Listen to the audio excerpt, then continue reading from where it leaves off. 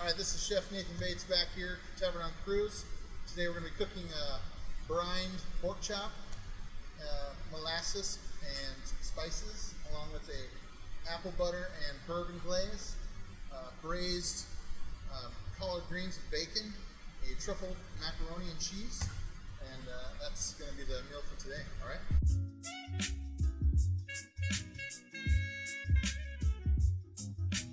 We'll start with our pork chop brine. Right here we have a pork chop in brine already. Some water. The purpose of brining the meat itself is it's going to create a more tender, more juicier cut of meat once we grill it on the grill.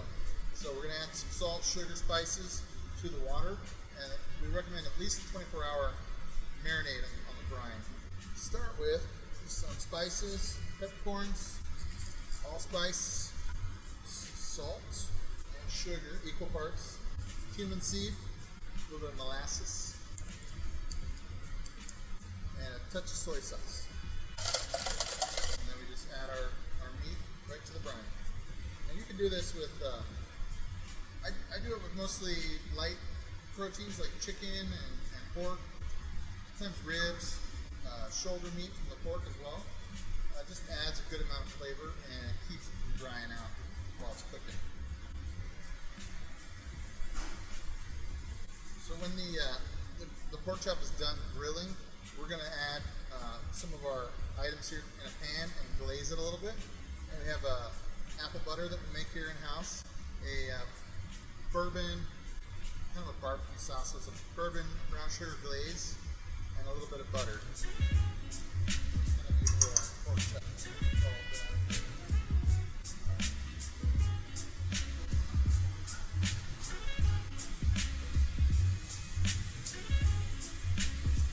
Once we get nice grill marks on here, we're going to go in the oven for about 10 minutes.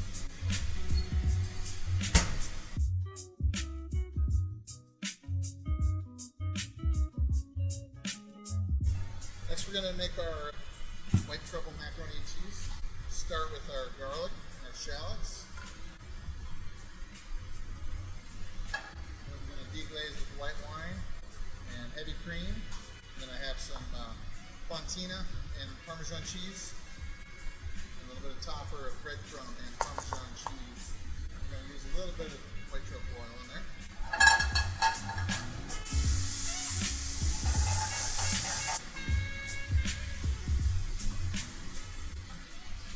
We're waiting for our cream to reduce to a nice cream sauce consistency, and then we're going to whisk in our cheese right at the end.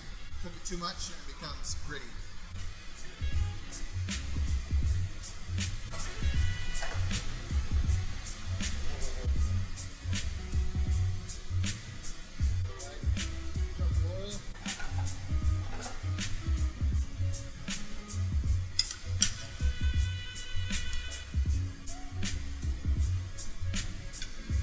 Top it with a little bit of breadcrumb and Parmesan, add a little crunch on top, let it brown up in the oven for about right in time with our pork chop.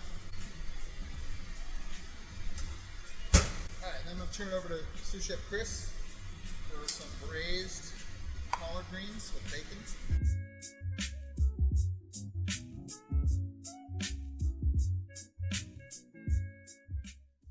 Hey guys, Chris back here at Tavern on Cruise. I'm going to walk you through our braised greens right now. I should probably walk through our ingredients first. I have oil, bacon, shallot, garlic, a mixture of half red wine vinegar and half white wine, and some braising greens. So first thing, oil, bacon. I want my bacon to render out quite a bit before I add my onion and shallot to it. Most people will add your onion and garlic right after you add your bacon. Then you'll end up with a burned, bitter, nasty flavor. So let it render out for a second. And I'm not going to cook this 100% through. The reason for that is after I add my greens and my deglazing liquid, that's going to continue to cook down. Braised greens. So I don't want that fully cooked. I'll wind up with burn.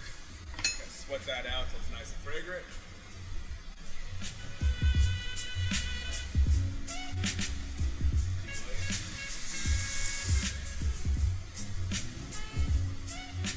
Let it sit there and simmer for a while. most of my deglazing liquid simmered off, evaporated out. That's about right where I want it. Pass it on back over to Nate.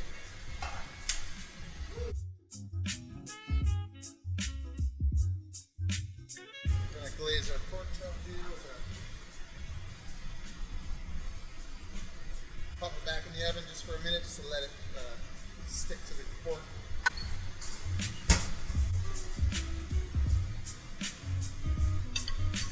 I'm going to use the greens as a base for the pork chop to sit on, give it a little more height.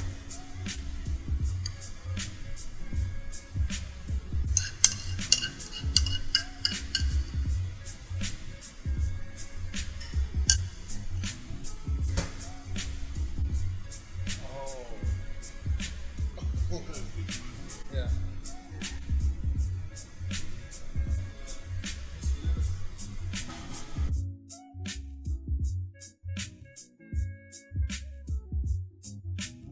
I've decided I'm not going to bore you with wine stuff too often, unless I come up with something really cool. And one of the wines that we have paired to Friday's pork chop is pretty remarkable. And what makes it remarkable is that it's wine made unlike any sort of wine in America, and most of you have never heard of it. And in my mind, it's one of the greatest bang for the buck wines you can buy here in the States.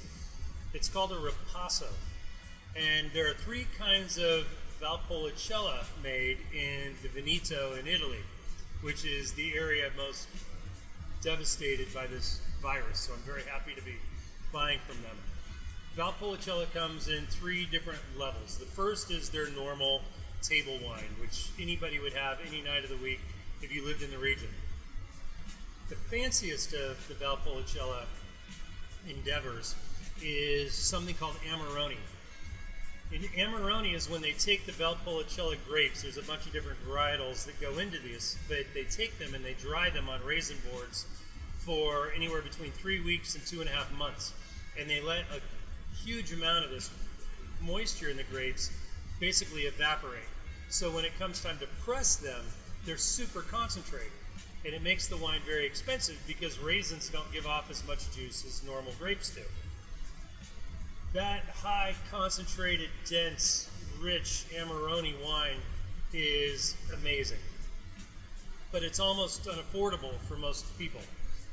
Ripasso is the baby Amarone, and it's affordable.